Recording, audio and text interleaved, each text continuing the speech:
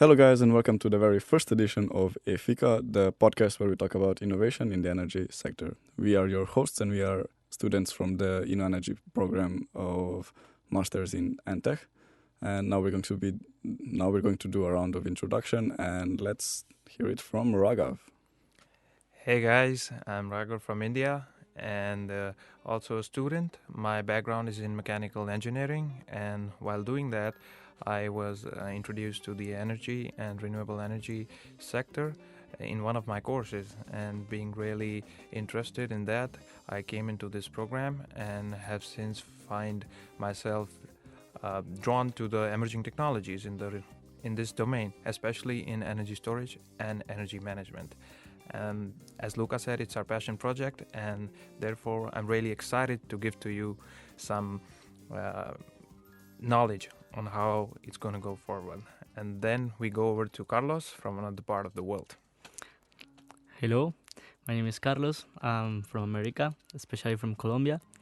I'm a mechanical engineer, and during my studies, I was really interested in the all water topics, hydro, wave, tidal, and all the generations concerned about that.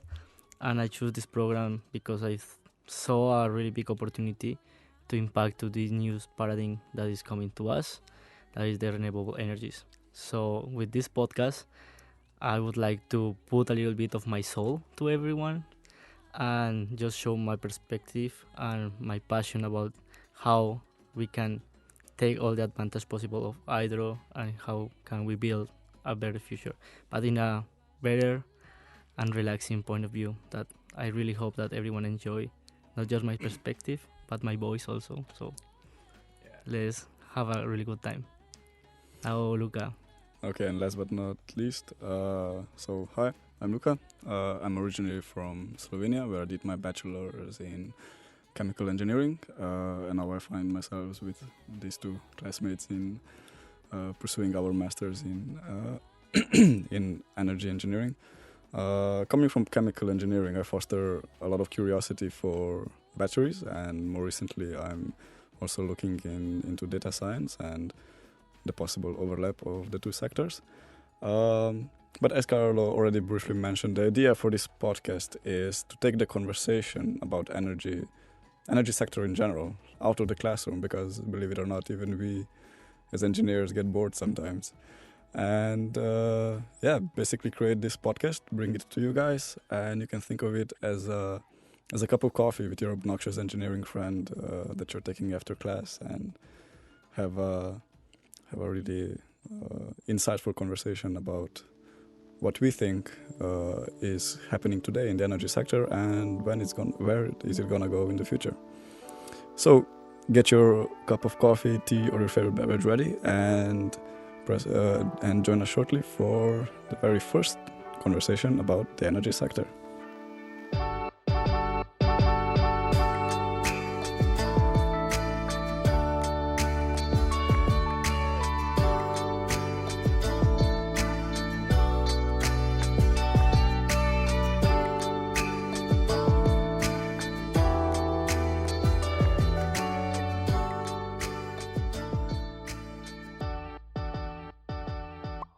Okay, so one thing that we forgot to mention, the three of us, we are in Sweden. That's why this podcast is Fika. That is like a really cozy space that we can just have a really friendly talk. And as Luca mentioned before, we are going to talk, at least this first episode, about all the energy sector, like big a really general perspective and like give some parameters, some target points to each one of us, but like in a more funny and cozy point of view. So first of all, to know about the energy sector and to know exactly what this is about, we need to clarify what are the means or what are the principal things that we need to have into consideration in this field.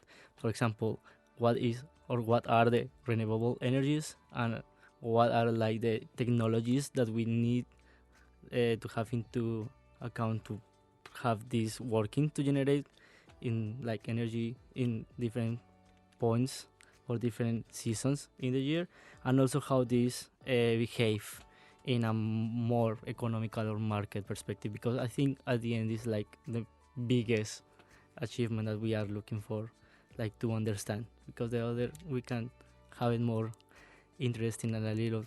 We will talk about that with examples and would be fun. So, first of all, what are the renewable energies? What do you think about that? Think about it while we start explaining with a really good explanation from Raghav. Okay. Once again, hello guys, and yeah, as we know, we're in Sweden, and climate change is already here. In addition to the pandemic, and the use of fossil fuels has been so debilitating to the climate, and with the rise of CO2 emissions, renewable energy has become really big in this and for the future as well. And one part about renewable energy that is difficult technologically is to integrate it with the present power system because of its intermittency. Like the sun does not shine the whole night as well, and the wind does not blow every time. So what do? So herein comes different technologies like energy storage, batteries. You might have heard of them, right? And so utilize them to store that energy, and then when we need it, put it in the electric power system. Raghav, just to correct you, I'm pretty sure the sun never shines during the night. Okay, that was a far part. Yeah, but carry on. Carlos wants to add something. Yeah, I mean, if you are in love, the sun always shines in every part of the world. So you are a really romantic, Raghav. But thank you for sharing that with us. And there you have it, folks. Engineers are also romantic. But yeah, Raghav, carry on. Yeah, so now we go into the energy storage part, which Carlos will go forward with. Okay, so exactly what Raghav was saying.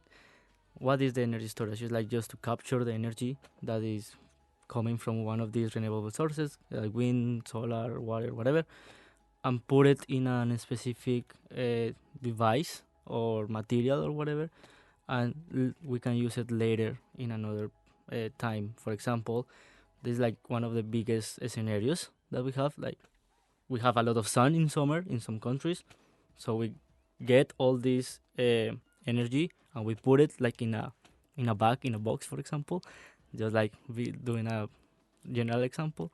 And then in winter, when everyone is cold and everyone wants to drink the hot chocolate and everything, we just get that out of this bag and reuse it. So there are a lot of technologies.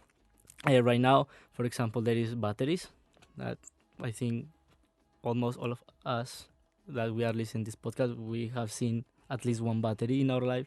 How this can put like in our joystick when we are playing some video games, or in our remote control for the TV or whatever, and also like a battery for our computer. But just imagine this in a big scale that can get more energy and get more capacity, that we can use it not just for our computer but for all the light, or like a big square.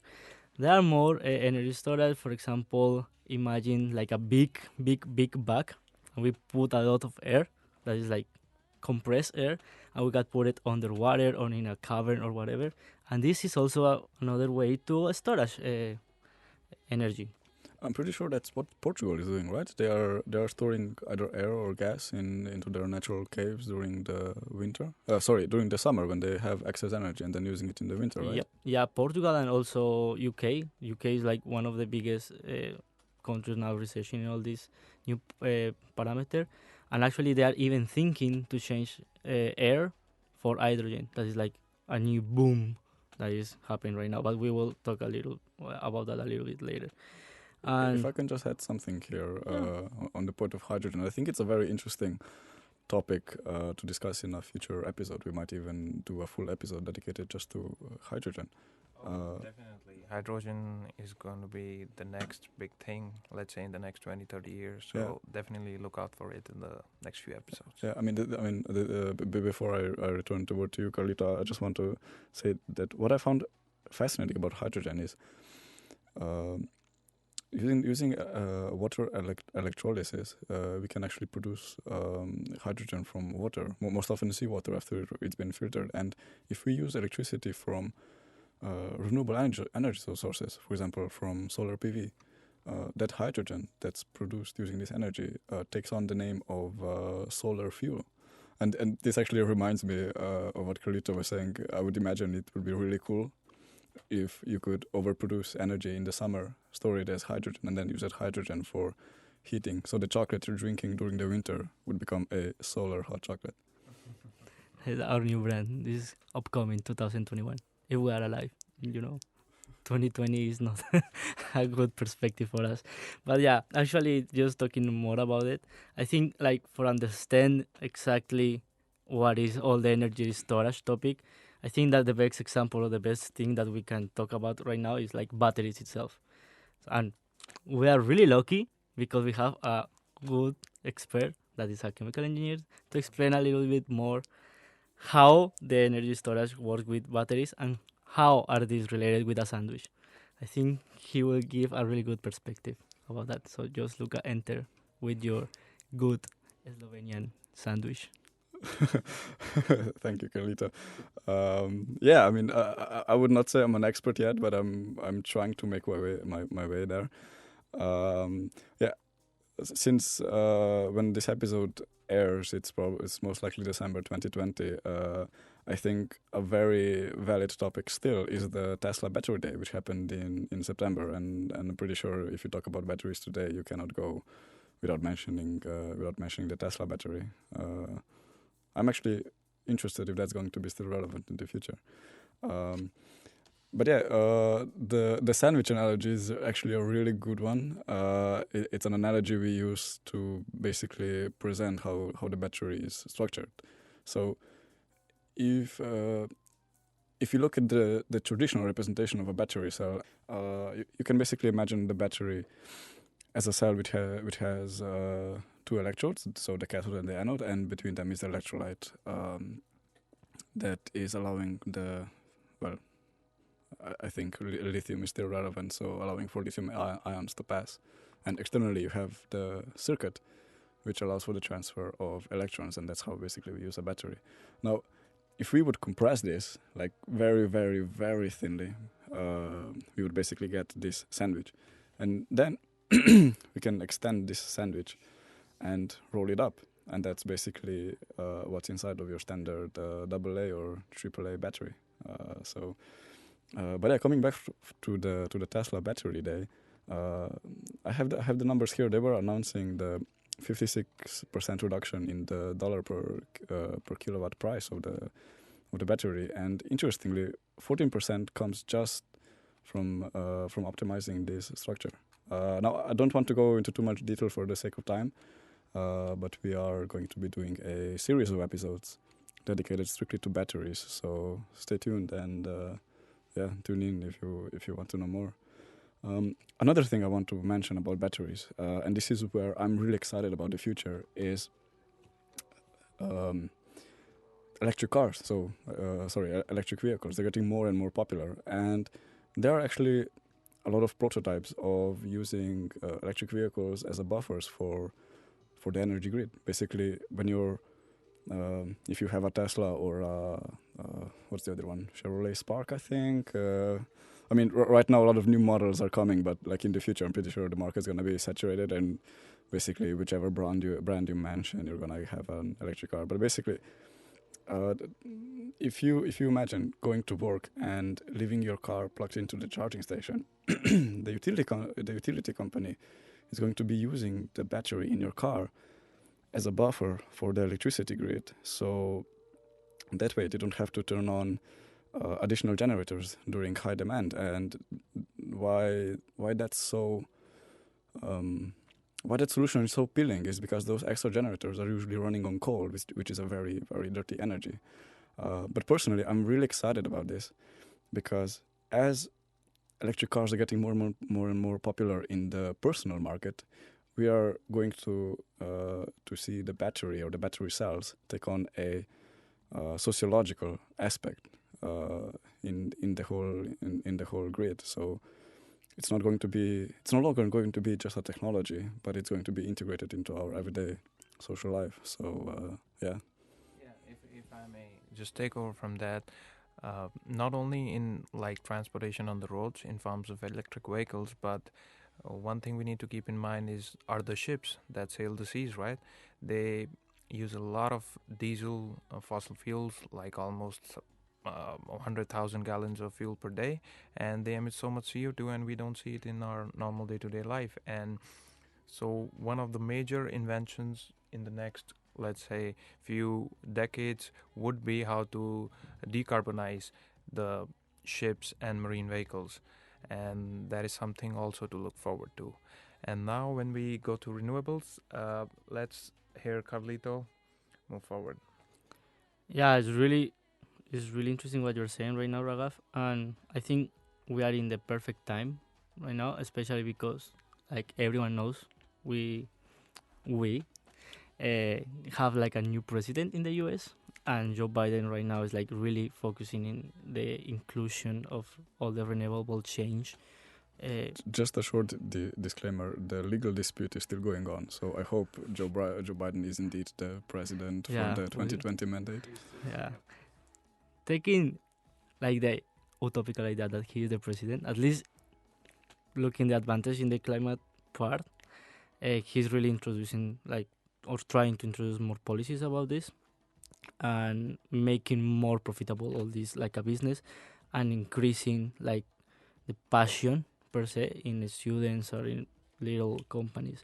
For example, things like right now in the European perspective that we have a lot of startups, not just for the batteries. For example, in Lithuania, there is one startup focusing just in the implementation of electric vehicles and electric stations in Kaunas, one of the biggest cities in Lithuania. But for example, our program in energy is also investing money right now in the hydrogen research and hydrogen implementation.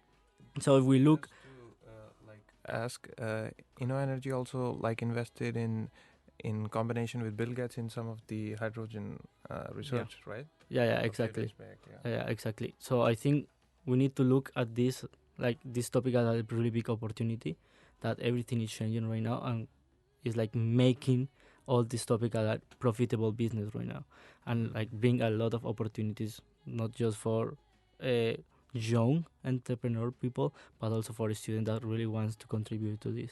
So right now a lot of companies like Tesla or Siemens Energy or NLX, they are trying to make more projects because they want to be part of this change.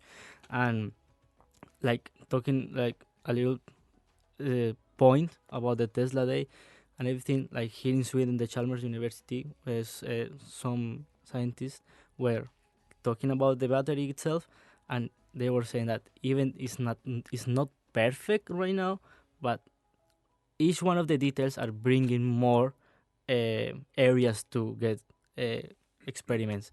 For example, they are even thinking like to try to compare this with supercapacitors. That is another type of storage, and this could bring a lot of opportunities. So I think right now is the time that we could talk a little bit more about how all of this can converge in a more economical aspect, in a market perspective.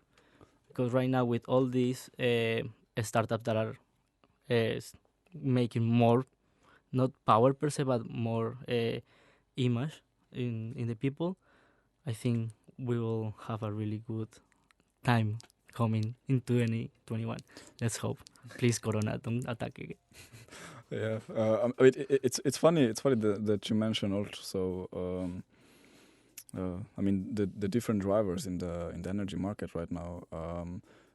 If I just briefly return back to lithium ion batteries, I believe the situation today, so end of 2020, is very similar to as when the electrical grid was being introduced in the world, or when internet was just starting to happen.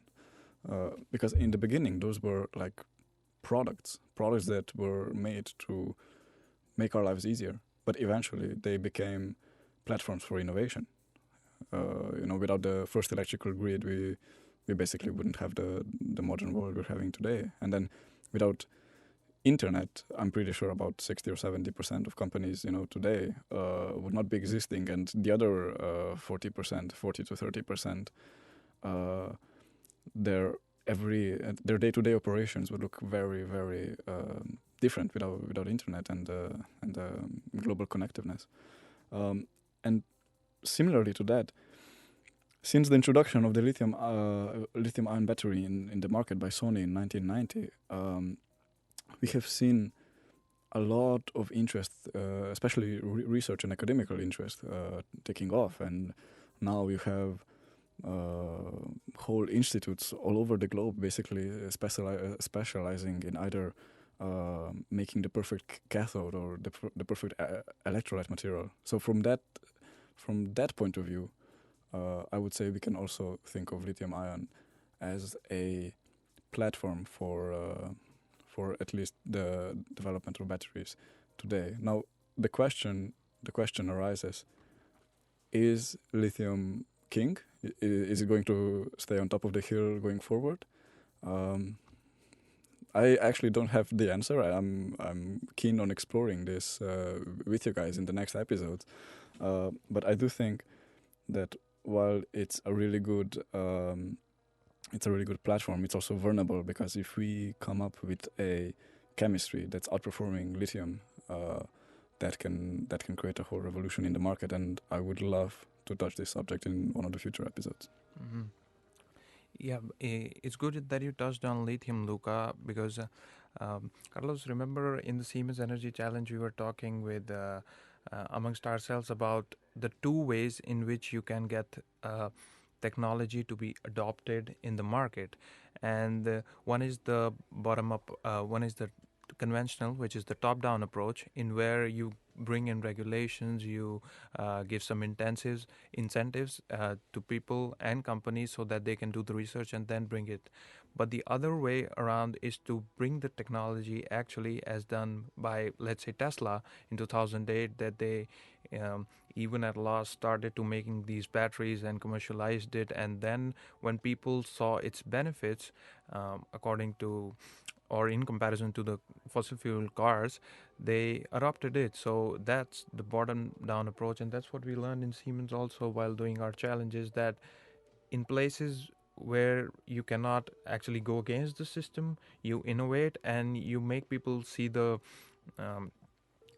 advantages of such a new technology, and all the other loopholes of regulations and everything, they just fall apart, and you actually are able to do the let's say the right technology and bring it forward in the mass market. Yeah, I think because in Siemens we were approaching exactly like how like the perspective of the environment for a lot of countries. For example, we were talking about India and all South America, and how like the rivers, like in my case, were a really important part, not just for the renewable sector, but also for our lives, for our day-by-day activities. So I think if we focus in how to use these resources in a better way, it's not just like it's going to impact in the energy sector, but also in the social sector. Like for example, is like the net zero buildings, that is like to make the buildings, like the places that we are going to live, like better for the environment, but also cozy for ourselves. So that is like just a brief explanation of how this works. Is circular economy. That circular economy is like how to use and reuse every material and every process in the same project or in the same perspective.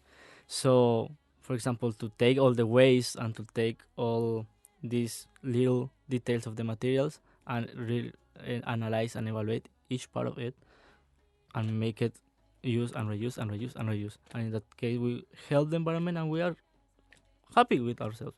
So it's a really, really, really good thing to do.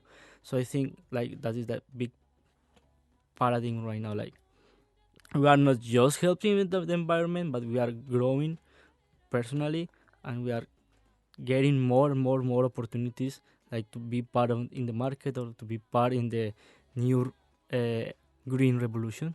that I like to call.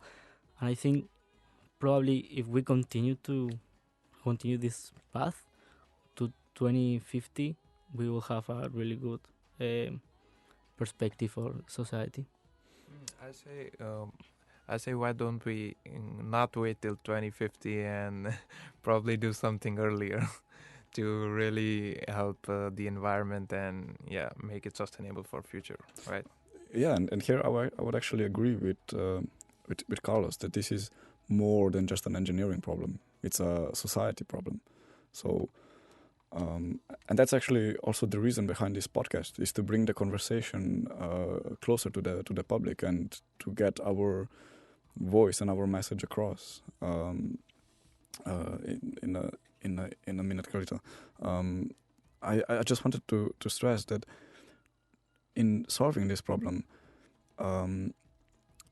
because we are facing, like today, the transition from fossil fuel systems. A lot of the policies and the laws, regulations we have in place were made for that system, or for that central grid, for that matter. So, in order to address this challenge in the future, we will need a collaboration between both the technological staff, which is us engineers included, but also the policymakers, the lawmakers. So it's really a problem. Actually, more of a challenge, a very adventurous challenge that is pertaining to the whole public. And Carlos, since you were saying about the circular economy, we're talking about batteries. I think there's a company here in Sweden that we should mention, and that company is Northvolt. Their mission is to produce the greenest battery, first in Europe and then in the world. And I'm actually very, very excited to see what they are going to come up with in the future in terms of battery recycling. And again, I think that's another topic for another episode. Yeah, I mean, right now, Sweden, especially this 2020, they took the best decision in this sector, that is to adopt the circular economy to almost every business of every modus operandi that they are taking into consideration right now. And as Luca was saying, like as Norfolk, there is like Vattenfall, that they are more into the hydro generation, and they basically own every plant, every hydro plant in the country. By the way, Carlito, can you speak a bit more about the hydro situation in the Scandinavia, in the Nordics? Because I heard that they have a very interesting mechanism that happens every spring. Yeah, I mean, it's really interesting because, like, the general perspective of the hydro is like just to use like the potential difference when we have like in a dam or in rivers or whatever of the water. But here in the Scandinavia region, we have an extra value, that is the snow. So, for example, when we want to calculate like the energy that we are going to produce, or we are going to consume, or we are going to storage, there is an extra point that is this snow load. So this is already considered even when we are not having snow in this specific season. For example, if we decide to make the design of the dam in summer, there is already the snow load, because this is going to give us in some point in this design or in this structure more energy that we can or storage, and we are going to put in the grid. And like, for example, Sweden has like a grid connection with Norway, with Lithuania by is by Klaipeda, that is the one city in Lithuania, and also I think they also have with Finland and with Denmark, and they are just like sharing this snow load with all of them. So it's like an extra point that we can have into consideration when we are going to generate, we are going to consume, and we are going to storage. So I think it's really, really, really interesting, and Vattenfall is one of the leaders that is like taking this into consideration, and also Core Power, that is another company that is taking wave, and I mean it's more ocean power generation, but like in the research of devices that are going to take these parameters that are unique, for a way to speak, different for the other European countries. So when you're talking about snow load, if I understand correctly, that essentially means as winter is nearing its end and spring is coming, when the snow starts melting, you have an increased amount of water hitting the dams and the turbines. So you're producing extra energy, which then you have to either store or use. Get it. Okay, Yeah. so I mean, I would say that's another opportunity for integration with sustainable energy storage system. Yeah, actually, right now in Sweden, like all the interconnections with the grid are also part like with wind generation, PV generation, the hydro generation, but it's like making a big interconnection between them because they want to take all the opportunities of this excess of energy, this new load that is the snow, and sometimes in some different points because Sweden also has like the particular geographic that have like some mountains or so high peaks to get really big installation of wind power.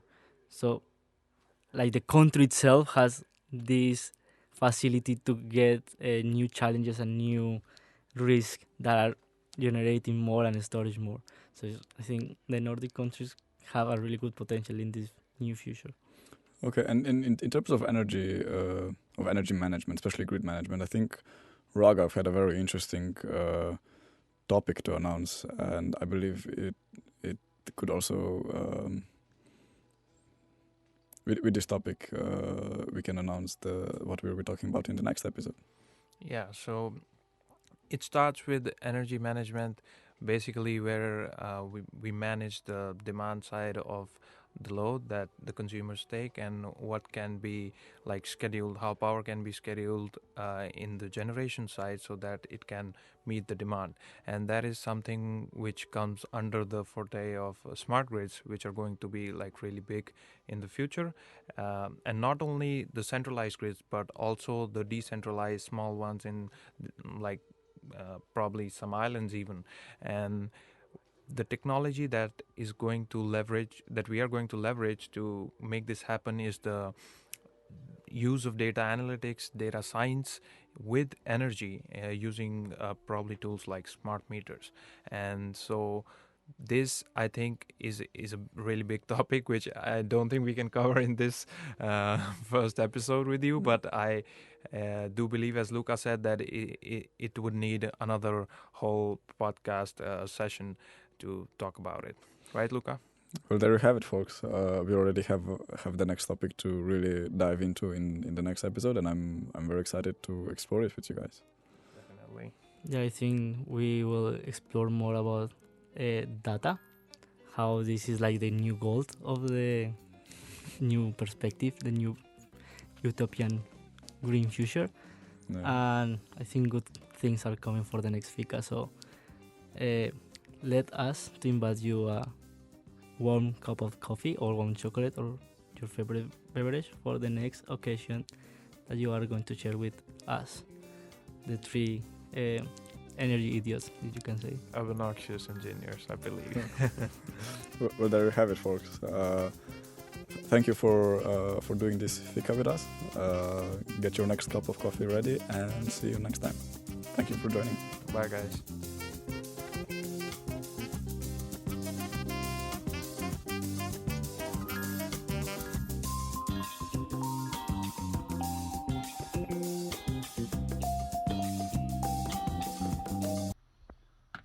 So hey guys, if you're still here watching, thank you so much. It means a lot to us. We are, trying to get this podcast off the ground, and we really appreciate your support. So please hit like and subscribe and click the bell notification icon. Good luck, take care, and see you next time.